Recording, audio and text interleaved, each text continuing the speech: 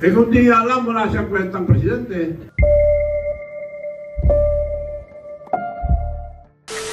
Tungkol nga po dito, aware naman po tayo na bawal pong maging contractor ang mga nakaupong government officials dahil daw po may conflict of interest.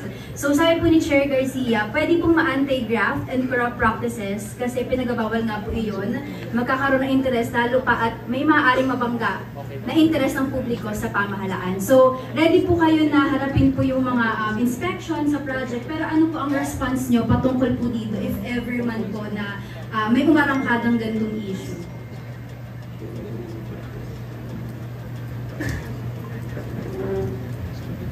Oo, ang maraming na-appoint na nagbibitaw muna mga pwesto. So, ganun lang yun. Bawal kung nandun ka pa rin, conflict of interest. To show you one example, when I was young, I was the biggest trader of tobacco in the entire North. Nung na-elect akong governor, binitawan ko ang magandang negosyo dahil doon ako kumita ng gusto. Ang Virginia Tobacco ay ano ng Amerika yan? Sarili nila. Walang iba. Inisbagin lang ni Harris Tolil yung buto ng Virginia Tobacco. That's the main ingredient of cigarette. Pero so ako pinakamalaki trader nung na-elect akong governor, nagbitaw ako. Dahil hindi ko na pwede tawaran yung farmer. Kailangan patasin ko ng presyo para makinabang ang partner.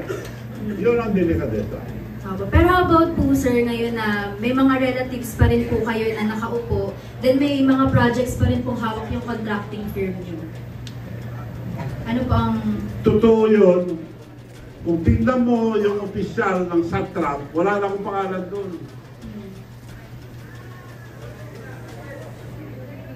Dahil nag-divest ako. Kailan po? Ngayon pwede na akong bumalik, wala akong pesto eh. Eh negosyo namin yan, tatay ko pa, negosyo na yan. Ano ang pamimigay ko sa tao? Ako po, Ilocano ng Dimulipo, namimigay ko ng pera. Ano ibibigay ko kung diyan maghanap buhay? Hindi naman ako nagnanakaw. Okay po. So sinusunod ko lang yung batas, divest ka, nag-divest ako.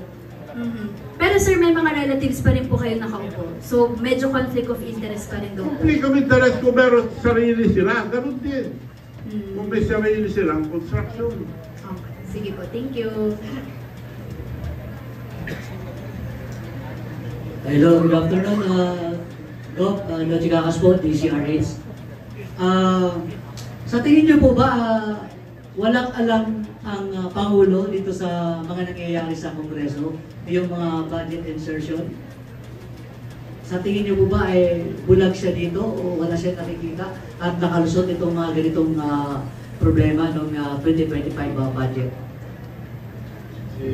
Si BBM. BBM. Eh kung di niya alam, wala siyang kwentang presidente. Hindi niya alam. Anong klaseng presidente ang hindi niya alam? Siya unang tumitingin, siya nagmamando sa Senate, siya nagmamando sa Congress. Okay, kasi Governor, yung problema kasi ang nakapokus talaga sa corruption 2022 until present. So parang gusto nilang i-connect sa past administration yung corruption. Ano po ang comment niyo po dito?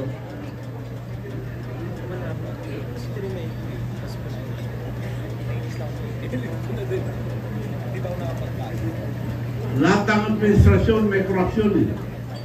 Bakit niya tinuloy? Bakit nila tinuloy? Kung totoo yung sinasabi niya, binibitakan niya yung mga past administration. Eh nung siya umupo, hininto na niya. Kung may delikadesa siya, Oy, may diferensya to, pag nanakaw to, hintuan natin to. Dapat gano'n. Tinuloy-tuloy niya eh. 3 taon na, sakala niya papansinin. Anong kwenta presidente yan? Hindi niya alam. Hindi dapat maging presidente, hindi niya alam nangyayari sa buong gobyerno. And last on my part, Gov, sigurado na po ba kayo na unahin sa investigasyon yung Ilocos Norte? How about doon sa Leyte? Ay sa kanyang pinsan na si dating Speaker Romualdez, yung ganitong flood control anomaly. Unahin lang ang Ilocos Norte, tapos punta sila sa Bicol. Thank you so much. Mas marami doon kay Saldico. Ayun, one last question na po. Hello po, Gov. Hello?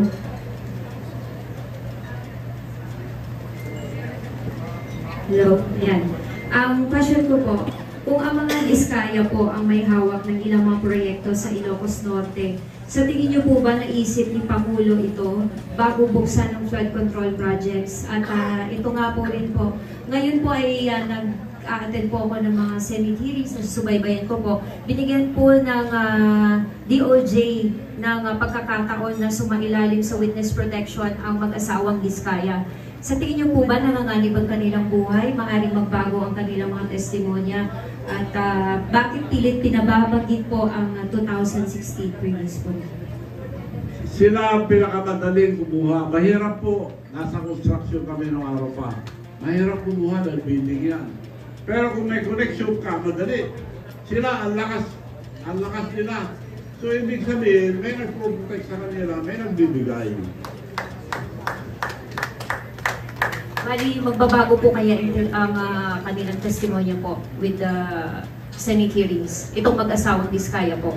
Dahil nasa ilalim na po ng DOJ. Kung bigyan sila ng protection, kailangan magsabi silang totoo.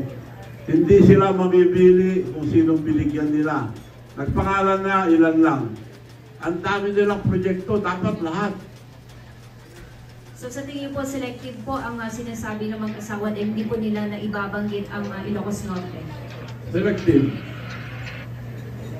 Salamat. Yun lang gusto nilang sabihin. Kaya di dapat protektahan kung gano'n ang sistema.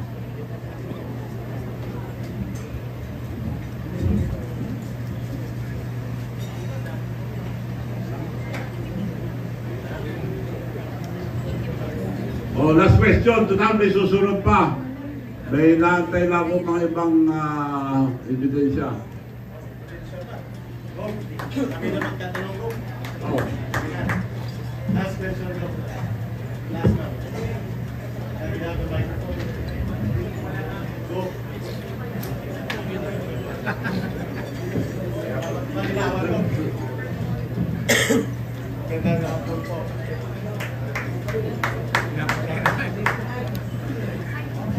Hello. Magandang hapon po, Governor Chavez Singson. Saludo po sa iyong prangka at tapat na pagpapahayag sa sambayan ng Pilipino. And natutuwa po kami bilang mamamayang Pilipino for your courage to face the nation this afternoon. Kasama po ang ating nirespeto din. Although retired na po sila, ng mga matataas na naging general ng Armed Forces of the Philippines, General Delfin Lorenzana, General Ermohenes Espejo. Nirespeto po namin ito at bumalik loob kaming mga rebelde sa CPP, NPA, NDF during their time sa panahon ng former president. Kaya nabuhay po si Kaya Go. We respect your call that the peaceful revolution against corruption must be led by the youth. Respetado po namin yon, Go. Pero direkta naming tanong, malawak din po ang galit ng mamamayang Pilipino sa darating na September 21, ibubuhos po nila ang galit nila. At iba't ibang kulay ng politika, ideolohiya at organisasyon. Subalit iisa po ang common agenda. Tutuligsain at tukondinahin ang malawakang panunumbalik at malubha ng paglaganap ng pandarambong at korupsyon sa ilalim ni Marcos at ni Romualdez. Ano po ang inyong magiging opinyon kung mananawagan ang iba't ibang sektor at mga grupo sa mapayapang pamamaraan, ngunit puno ng paninindigang ipinapanawagan ang punong kriminal na pananagutan ay dapat magmumula kay Marcos at kay Romualdez kasunod ng paniningil sa kanilang mga tauhan upang magkaroon ng aral ang kasaysayan at karanasan na hindi natin papayagang maulit at manunumbalik at lalaganap lamang ng paulit-ulit by the generations ang korupsyon. And we will be on the streets peacefully. Are you joining Gov or are you, what is your opinion? Ako, iba ang gusto ko, pero yun, kung yun ang kagustuhan ng karamihan, wala akong objection. So tuloy kami, Gov. Tuloy ang September 21. Tuloy ang paninindigan ng sambayan ng Pilipino. Maraming salamat, Governor Chavez Singson. Salamat po. Maraming po salamat sa inyo lahat. Ayun. Mangyari po sanang magantay tayo. Isi-serve po nila yung pangmerienda po natin. Salamat po.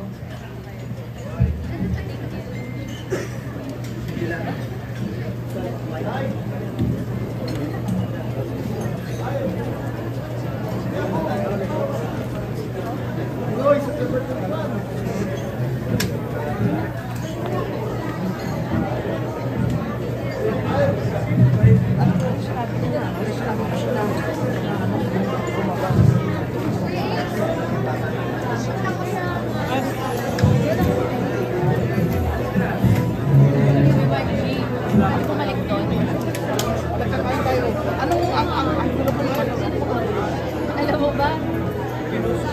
Nakikita namin kahit ang dami ko na tanong.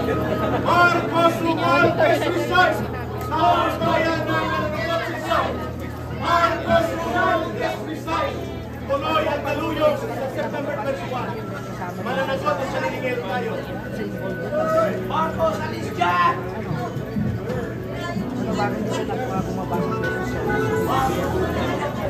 September 21, 8 o'clock, umaga pa, okay, EDSA!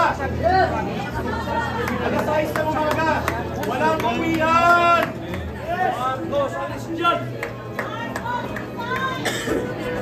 Marcos, alis dyan!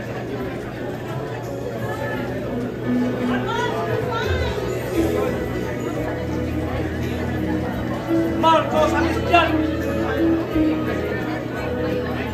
Marcos, alis dyan!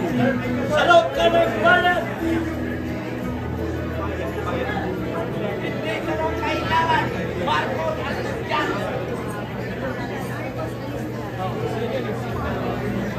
Marcos, alis dyan! The days of Marcos are numbered. Hindi na po ito irreversible na po. Mauulit ang pagbagsak ng isa pang Marcos ulit. Magaganap yan. Hindi na po kami mapipigil ng mga mamamayang Pilipino. Magaganap po yan. Maraming salamat.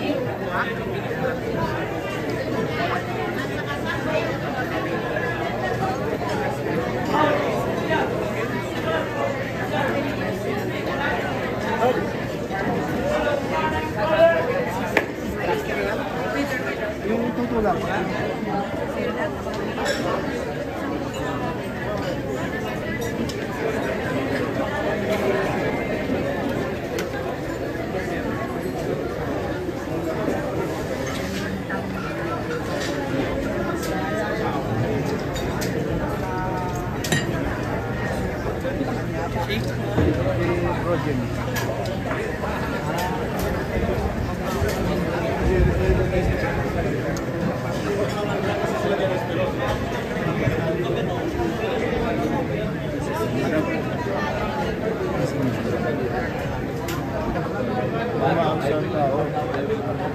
And what I fear is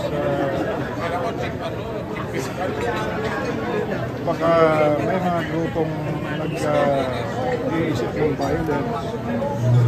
And so, maliwanag naman yung sinabi niya. Governor sabi na ayaw niya ng violence. Mensahe niyo naman po kay Wala akong masabi dyan. So, para sila. Sir, kaibigan niyo, naniniwala pa kayo na nasa niyo sa kanila? Vlogger. Ang content ko ano na lang. Iba't ibang klaseng vlogger. Ganun na lang din.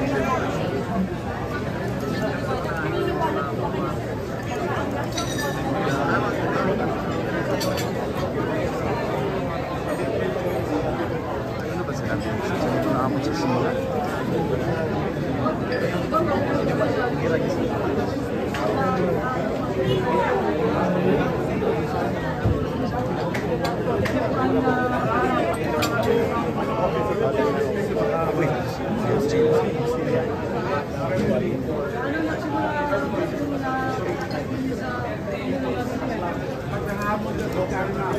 Dahil na, laking tulong natin ng China. Kaibigan natin ng China. Kapit tayo natin. Maraming magkakulong. Wala tayong dapat dyan. Bakit na hapon? Damay tayo lahat dyan. Pagkimera tayo.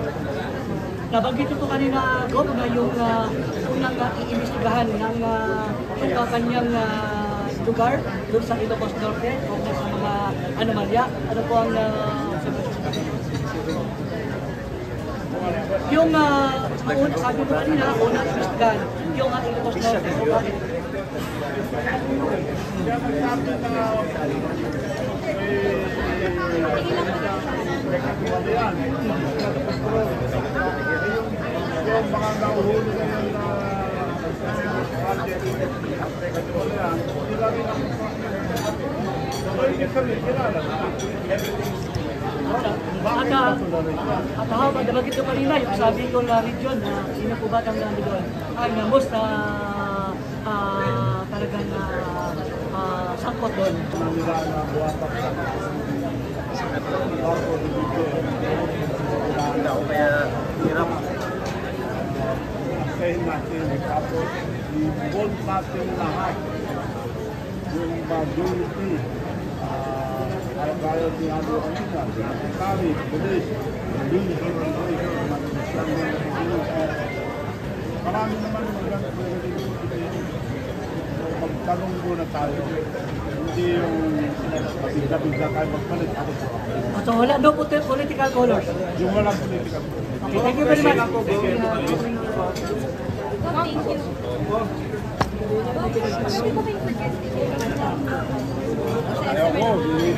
Sir, sa SMA na yun.